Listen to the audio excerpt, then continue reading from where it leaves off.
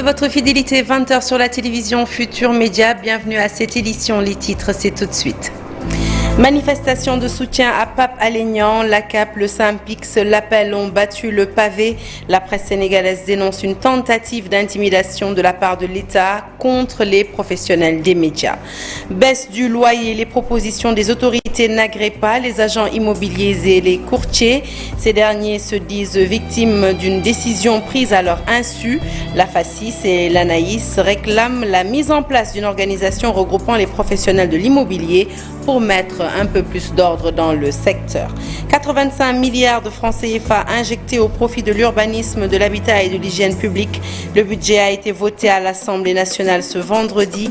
L'acquisition des logements sociaux et les problèmes autour du foncier ont largement occupé les débats. Et puis, un journal que nous ouvrons tout de suite avec la mort de l'ancien président de l'Assemblée nationale. Youssou Diagne est décédé ce jour à Dakar à l'âge de 84 ans.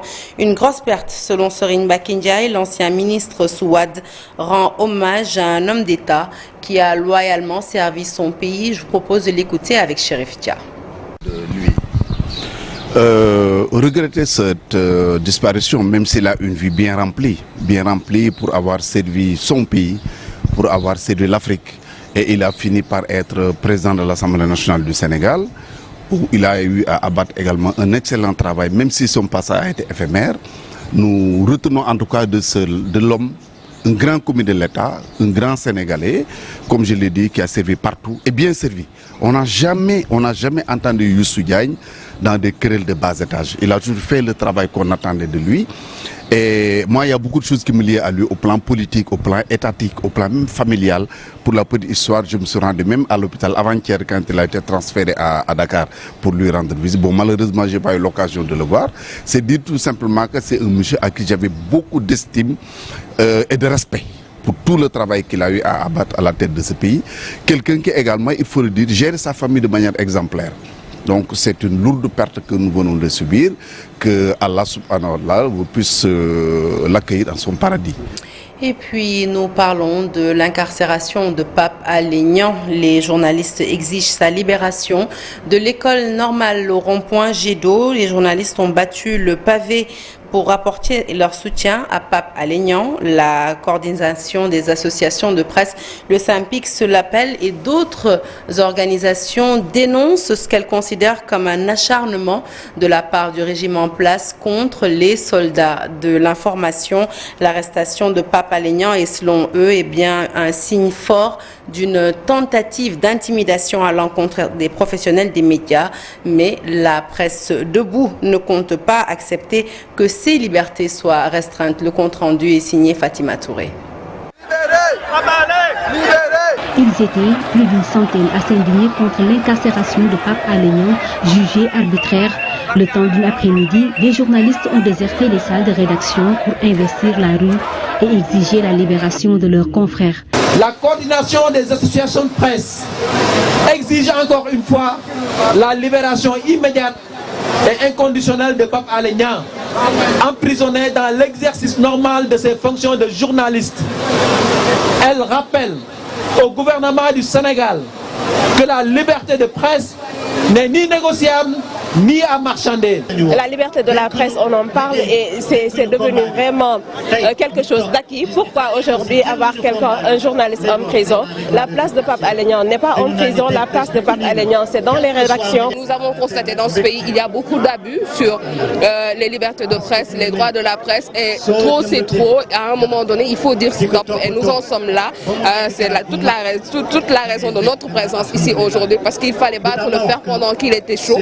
Il ne fallait pas reculer ou faire perdre la mobilisation. Peut-être que c'est arrivé à Pape Alé, mais ça aurait pu être quelqu'un d'autre. Souvent la presse est attaquée, de tous bords, insultes, invectives entre autres, des pratiques que les acteurs des médias déplorent. La CAP affirme que dans une démocratie, la liberté de la presse n'est point négociable.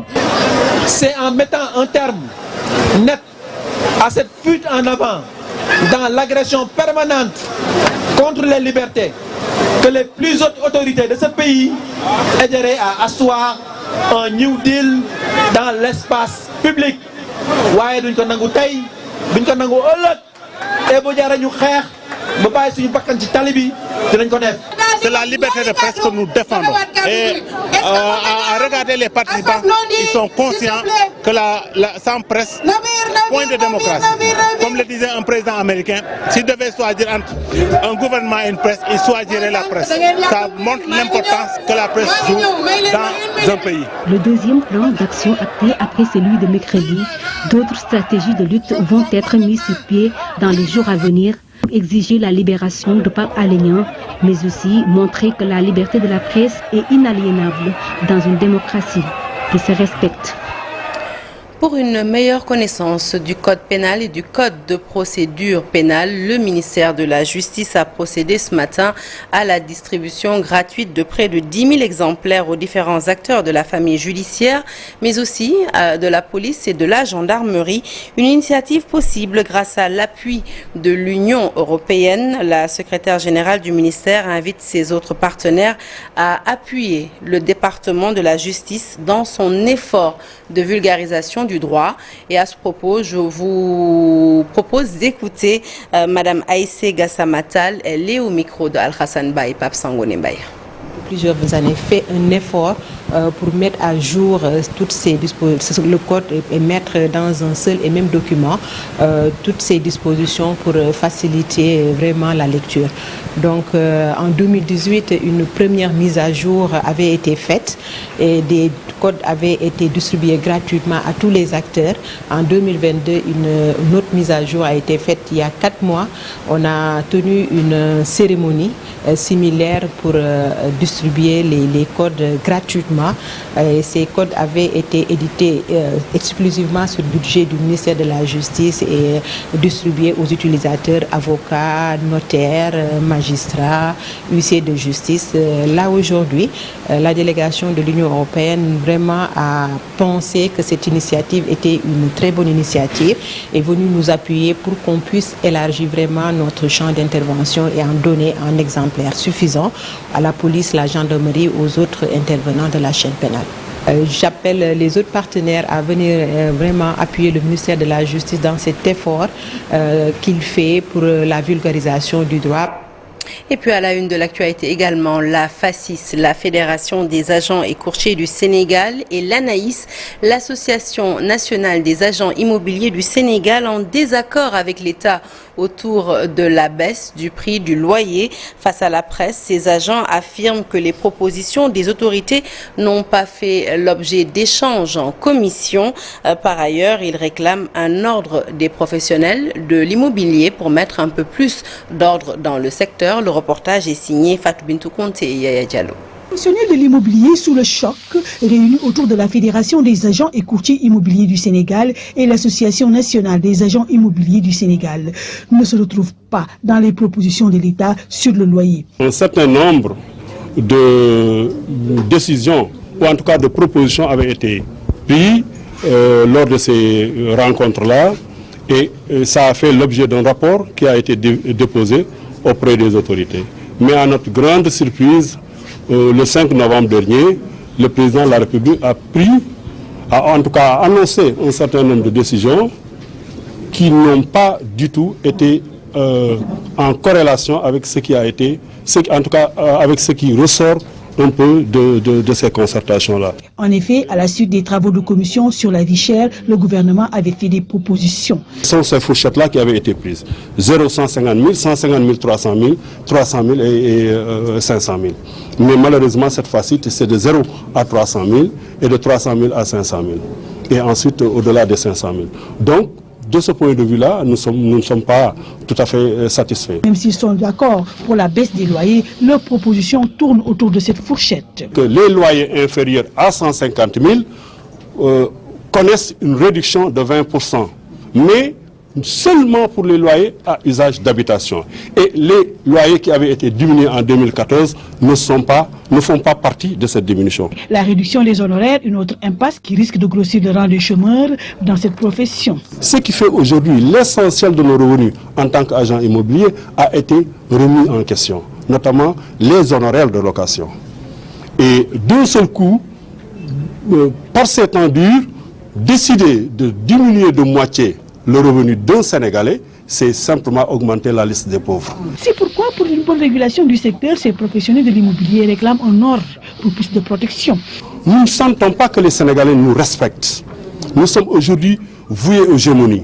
Nous sommes diabolisés. Là, notre métier doit être revalorisé. La problématique du loyer au Sénégal, un véritable casse-tête, aussi bien pour les pouvoirs publics, les professionnels de l'immobilier et les ménages sénégalais. 85 milliards de francs CFA injectés au profit de l'urbanisme, de l'habitat et de l'hygiène publique. Le vote du budget s'est tenu ce vendredi à l'Assemblée nationale. Les députés ont soulevé de nombreuses préoccupations, notamment autour du foncier et de l'acquisition des logements sociaux. Les parlementaires ont également formulé des propositions pour remédier à certaines difficultés. Je vous propose d'en écouter quelques-uns au micro de Pape Faraning. Nous pencher comment doter le Sénégalais d'un type d'habitat confortable et pas cher. À défaut, comment lui trouver une parcelle de terre. Chez nous, la plupart des Sénégalais ne veulent bâtir d'eux-mêmes. Il suffit maintenant de leur trouver des parcelles de terre. C'est ce qui pose le problème des lotissements. Nous avons chez nous un espace appelé Bandaouzou, parce que c'est une zone de conflit, une partie, on ne sait plus, c'est une propriété de l'État, si c'est une propriété de la commune, mais toujours est-il qu'on est en train de constater que tous les jours des propriétaires se présentent avec des titres de propriété, donc on retient qu'ils ont été effectivement attributaires de ces terrains et que nous, en tant que maire, nous ne siégeons pas au sein de cette commission qui attribue les terres. Donc c'est pour vous dire un peu la cohérence que je voudrais inviter le ministre à se battre, à ce que les maires soient présents pour éviter d'éventuels conflits. Aujourd'hui, ces propriétaires, je prends l'engagement, je l'ai dit, je ne signerai aucune autorisation de construire sur ce site. Parce qu'un cultivateur ou un agriculteur qui a plus de 100 hectares ne peut même pas avoir 10 hectares pour s'autofinancer. Je m'explique. Parce qu'aujourd'hui, si je suis à Dakar, à Rufisque, il y a des délibérations. Après, les gens régularisent, les gens ont leur baux, ont leur titre foncier. Le paysan ne peut pas avoir ça. Il faut qu'on aide que le paysan soit libre, qu'on ne l'aide pas à avoir qu'il prenne ses papiers de champ, qu'il l'amène dans une institution financière, avoir un prêt. C'est ça le développement de l'agriculture. On ne peut pas se développer sans ça. Il y a certes le programme des 100 000 logements. Mais nous savons tous que ce programme profite plus à ceux qui ont un certain revenu.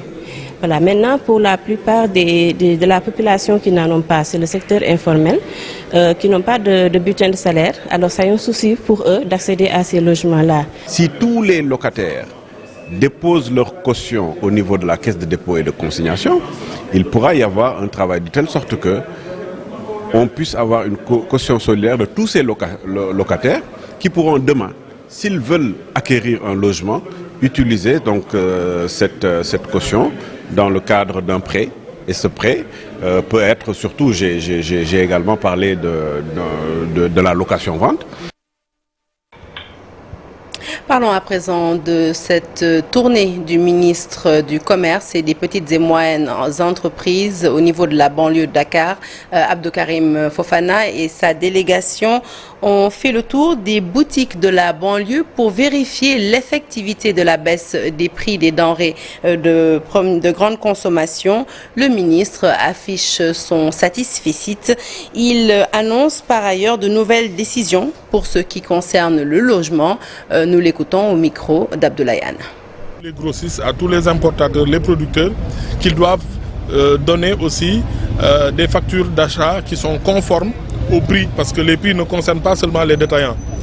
L'État fait des efforts au niveau des importateurs, parce que du point de vue de la gestion de la subvention et de la gestion des renonciations fiscales et douanières, l'application au niveau des importateurs et des sociétés de production est plus simple et plus optimale. Maintenant, la mise en œuvre est une obligation pour toute la chaîne. Ces prix qui viennent d'être appliqués ne sont pas des décisions unilatérales de l'État. Ça aurait pu l'être puisque nous en avons le pouvoir et les compétences.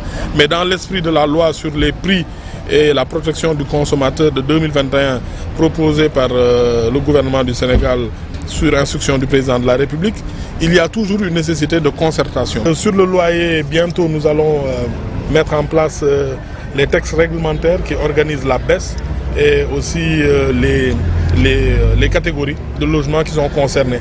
À cet effet, nous ferons encore une tournée pour voir les structures. Nous allons mettre en place une commission nationale de régulation des loyers.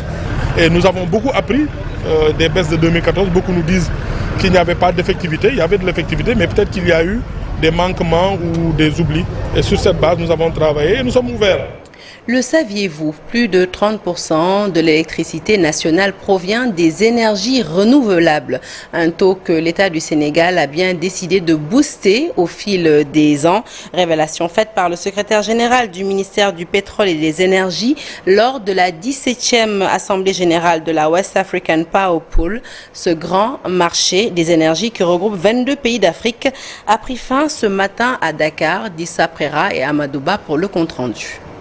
Le développement des énergies renouvelables au cœur de la West African Power Pool à Dakar. Mais le Sénégal s'est très tôt lancé dans la voie des énergies renouvelables et le taux de pénétration reste un des plus importants sur le continent. Et sur ce point, l'État du Sénégal a quand même mis en place une stratégie d'injection des énergies renouvelables dans le réseau électrique de Sénélec depuis 2012. Et aujourd'hui, nous sommes satisfaits d'avoir quand même un taux de pénétration des énergies renouvelables de l'ordre de 30% dans le mix énergétique, ce qui fait de notre pays un des pays leaders sur ce domaine-là. Quant à l'accès universel à l'électricité, comme vous l'avez dit, la plupart des pays africains ont des taux inférieurs à 50%. Au Sénégal, nous avons quand même un taux qui est quand même assez honorable, qui dépasse les 66% sur le plan national. Le taux d'électrification rurale aujourd'hui est aux alentours de 60%.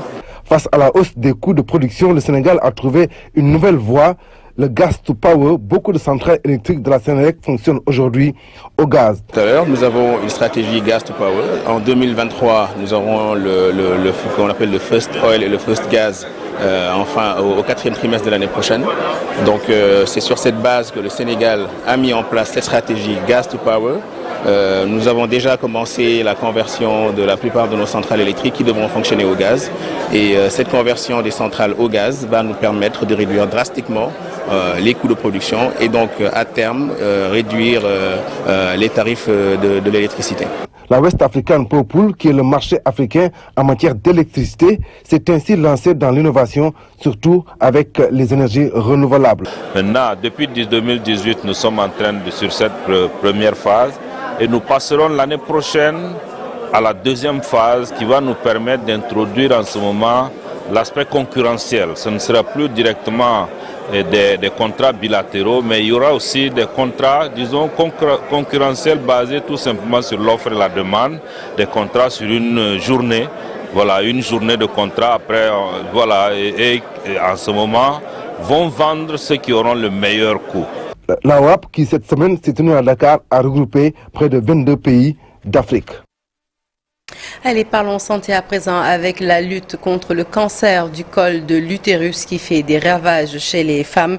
Une équipe de gynécologues obstétriciens s'est déployée à Fatick. Objectif, prendre en charge des femmes chez qui des lésions précancéreuses ont été détectées. Il s'agit de la Société sénégalaise de colposcopie et de pathologies liées au papillomavirus. Elle sillonne le pays depuis le 3 novembre dernier et plusieurs dizaines de patientes ont déjà été prises en charge dans les régions visitées, dont Fatick. Le point, c'est avec Aminata Goudjabi et Abdou Karim Bey. Cancer du col de l'utérus, mais ce père de famille a tenu à faire ce témoignage. Il est croyant, mais traumatisé par le cancer du sein qui a emporté il y a juste 2 mois sa fille. J'ai vécu cette maladie dans ma chair à travers ma fille. Je l'ai accompagnée de bout en bout. On avait découvert qu'elle avait un cancer du sein. Elle a fait la chimio pendant longtemps jusqu'à ce qu'on l'ait programmée pour faire en tout cas l'ablation du sein. C'est des douleurs insupportables. Ça foudroie la personne. Ça appauvrit la famille. Et malheureusement, ce fait qu'un toute lecture où le processus aboutit. Ces propos ont été tenus devant la délégation de la Société sénégalaise de colposcopie et de pathologies liées au papillomavirus. Elle a initié à Fatick une journée de soins des femmes chez qui des lésions précancéreuses ont été décelées lors de la campagne de dépistage Octobre Rose. 7 autres régions ont déjà reçu ces experts. Il y a des femmes dont le traitement nécessite l'avis d'experts, devaient venir jusqu'à Dakar. Donc on s'est dit, on va faire une caravane pour améliorer l'accessibilité au traitement. Et ce qui nous a permis de sillonner 8 région. On a pu déployer des gros moyens à Fatick parce que non seulement il y a le bus du CA-SAMEF où on peut faire 2 cabines de colposcopie. Dans la région de Fatick, des séances de dépistage ont été également faites à l'hôpital régional et dans tous les districts sanitaires et des cas suspects de cancer du col ont été aussi trouvés. Nous, on a dépisté 311 femmes et parmi ces femmes-là, il y avait au moins 92 qui étaient suspectes et on a eu à traiter 70 parmi ces femmes-là. Donc aujourd'hui, la Société sénégalaise de colposcopie devait accompagner, prendre les femmes qui ont été dépistées positives dans tous les districts, dans toute la région, venir les traiter. Soit les traiter, soit faire des biopsies, en tout cas venir terminer le travail que nous, on a commencé, qu'on a eu à traiter. Il y avait des lésions quand même précancéreuses. Le plaidoyer, vraiment le fort plaidoyer là, c'est le dépistage, c'est l'accompagnement. Il faut que les femmes acceptent de se faire dépister. Cette journée a été également l'occasion pour des centaines de femmes venues de toutes les localités de la région de venir se faire dépister du cancer du col de l'utérus. Allez, parlons cinéma à présent. Aujourd'hui, nous parlons du film Khalé, les blessures de l'enfance, un film du réalisateur sénégalais Moussa Sen Absa avec un accent particulier sur la condition féminine.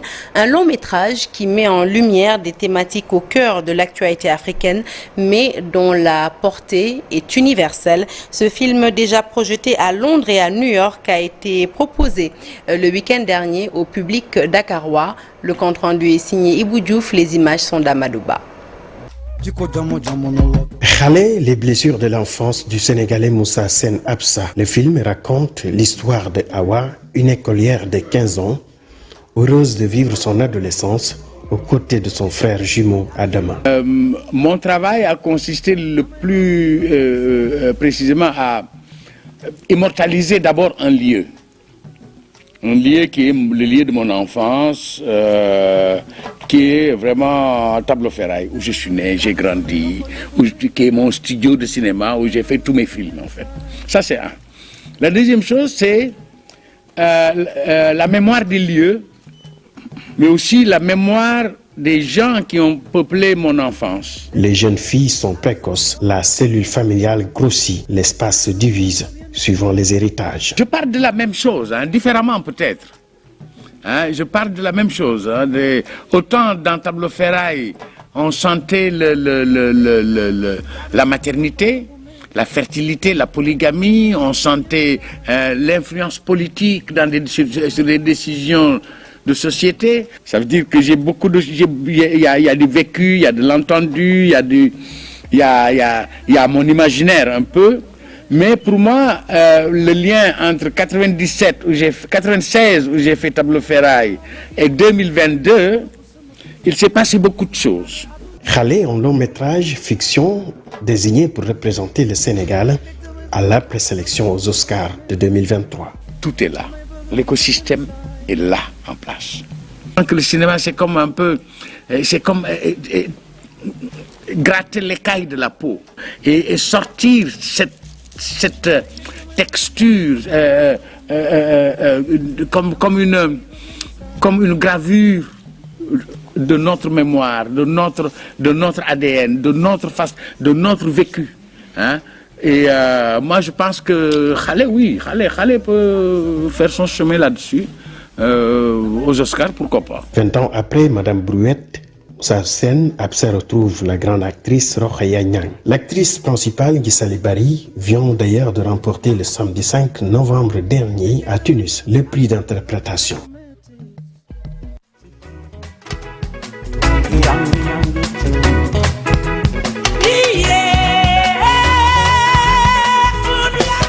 Allez, c'est parti pour l'actualité sportive avec votre nouvelle rubrique En route vers le mondial. On parle ce vendredi de la blessure de Sadio Mané et selon un médecin établi à l'université Hassan Sek de Ziguinchor, eh bien la nature de la blessure de Sadio Mané est une lésion courante chez les sportifs de haut niveau. C'est donc l'avis émis par le docteur Alioune Badara Diouf, chirurgien orthopédiste. Il estime qu'effectivement, c'est un type de blessure qui peut éloigner le sportif 4 à 6 semaines des terrains du fait des exigences de rééducation qu'elle nécessite. Par ailleurs, le docteur Alioune Badara Diouf affirme, se dit confiant plutôt quant à la bonne prise en charge de l'attaquant du Bayern pour éviter toute rechute. Lamine Ba et Lamine Mandjan l'ont rencontré, je vous propose de l'écouter. C'est fréquent chez les sportifs. Donc c'est des lésions, quand on voit dans le cadre épidémiologique, c'est des lésions qui surviennent environ 110% chez les sportifs. Donc le mécanisme, donc, il est simple, hein, c'est des mécanismes en phase aiguë. Donc c'est suite au décours d'un sprint ou bien d'une course d'accélération-accélération. Donc on sait que les tendons, c'est comme un peu de l'élastique, donc ça tend, ça se détend. Il y a une phase concentrique, il y a une phase excentrique. Et durant toutes ces deux phases, donc si le tendon est surpris à un moment, donc ça crée facilement des lésions à ce niveau. Je pense que, pour la prise en charge, je pense que ça a été vraiment bien pris en charge. Hein. Donc, connaissant donc le club mère également, les sportifs, donc on sait tous qu'ils ont vraiment, même sur le plan personnel, donc tout en ne tenant compte que de leur staff en fait particulier. Donc c'est des sportifs qui ont souvent un staff médical bien défini. Donc souvent des médecins qui les suivent de façon personnelle. Donc je pense que là donc les choses ont vraiment très bien faites, très bien entretenues, très bien anticipées.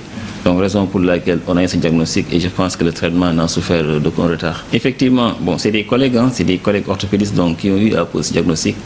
C'est des lésions tendineuses qui sont pareilles tant chez le sportif que chez le non-sportif. Donc toute partie en fait histologique du corps humain donc a une durée de cicatrisation qui est bien définie, que ça soit le tendon, que ça soit le muscle. Donc il faut une phase de cicatrisation donc qui peut aller de 6 semaines à 12 semaines. Au marché Tenjigen de Saint-Louis, à 3 jours du match contre le Qatar, les maillots de l'équipe nationale se vendent à des prix défiant toute concurrence. Sur place, commerçants et clients sont convaincus que la tanière fera beaucoup mieux qu'en 2018, date de la deuxième participation du Sénégal à une Coupe du Monde. Ils encouragent par ailleurs les joueurs et se désolent enfin de la blessure de Sadio Mané. Ousseynou Diop, reportage. Saint-Louis, c'est l'ambiance qui règne à quelques jours de la première rencontre des Lions à la Coupe du Monde au Qatar. Ici, les commerçants sont de véritables supporters de l'équipe nationale du Sénégal. Avec l'euphorie née de la CAN remportée au Cameroun, ils oublient même parfois les maillots qu'ils doivent écouler. Nous supportons l'équipe nationale du Sénégal et nous vendons facilement nos stocks de maillots. Nous prions pour que l'équipe nationale du Sénégal gagne la Coupe du Monde. Retrouvés au marché Tenjigen à la place Abdoulaye Wade, les commerçants vendent rapidement tous les maillots des Lions. Mais ceux de Sadio Mané et Ismaïla Sarr sont les plus vendus et parfois à des prix abordables. On vend les maillots entre 2500 et 3000 francs. Il y a quelques jours, on vendait ça à 2500. Mais aujourd'hui, les prix ont un peu grimpé. Les maillots les plus vendus sont ceux de Sadio Mané et de Ismaïla Sarr. Pour ces commerçants et clients retrouvés à Saint-Louis, la blessure de Sadio Mané est certes une grande perte pour l'équipe nationale du Sénégal. Toutefois, ils croient toujours que l'équipe peut aller très loin dans la compétition. Nous voulons rassurer les Saint-Louisiens. On peut aller trop loin dans cette compétition, comme nous l'avions fait à la Coupe d'Afrique. Il suffit que le Sénégal peut gagner la Coupe du Monde, mais il faut de la détermination. Pour certains joueurs comme Ismaïla Sarr, Crépin doit lui faire des passes pour qu'il marque beaucoup de buts. La prière, c'est ça l'arme fatale du croyant de manière générale. Donc raison pour laquelle je dis qu'une fois qu'on prie et que maintenant il y a la fusion des cœurs. Les commerçants écoulent rapidement les maillots de l'équipe nationale à Saint-Louis, où le numéro 10 et le numéro 18 sont les plus vendus. Ces vendeurs de maillots croient tous que notre équipe nationale fera mieux que lors de la dernière Coupe du Monde. Et champion d'Asie en 2019, le niveau de l'équipe nationale du Qatar reste tout de même une inconnue pour bon nombre d'observateurs. Cette sélection est en effet en difficulté loin de ses bases et face à des équipes non asiatiques, mais avec le soutien du public pour un groupe de joueurs qui se connaissent bien, le Qatar, deuxième adversaire du Sénégal dans le groupe A, ne compte pas s'arrêter à la phase de poule. Le reportage est signé Cheikh Sadibou Diarra avec la complicité de Chérif Younous. Les qualités et les faiblesses de cette équipe qatarienne. L'inexpérience pourrait constituer un handicap pour les protégés du sélectionneur Félix Sanchez. Ils ont perdu leurs 2 derniers matchs face au Canada et à l'équipe olympique de la Croatie.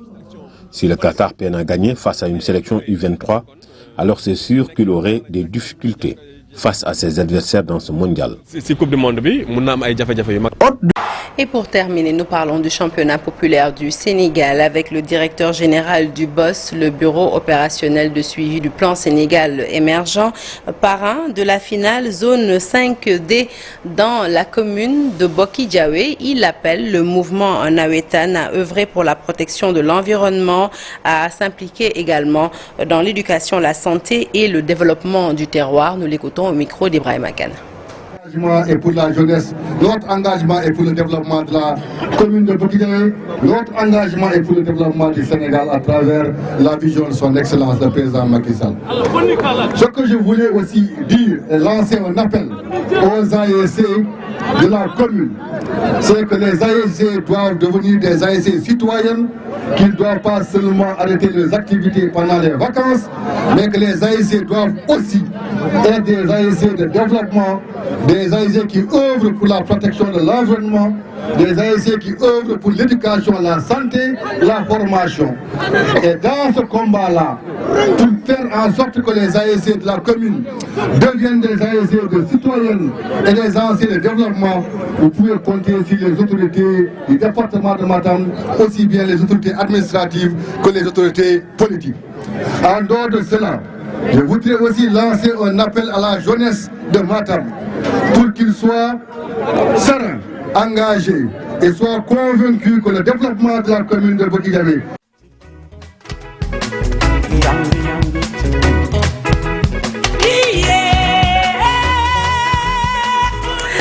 Fin de ce journal, merci de l'avoir suivi. L'actualité se poursuit sur toutes nos plateformes digitales. Tout de suite, ne bougez pas, retrouvez la grande Dieynaba Seydouba dans Soir d'Info. Elle reçoit Dr Lissoun Sisseka, spécialiste en chirurgie pédiatrique. Restez avec nous, bien connectés avec les programmes de la télévision Futur Média.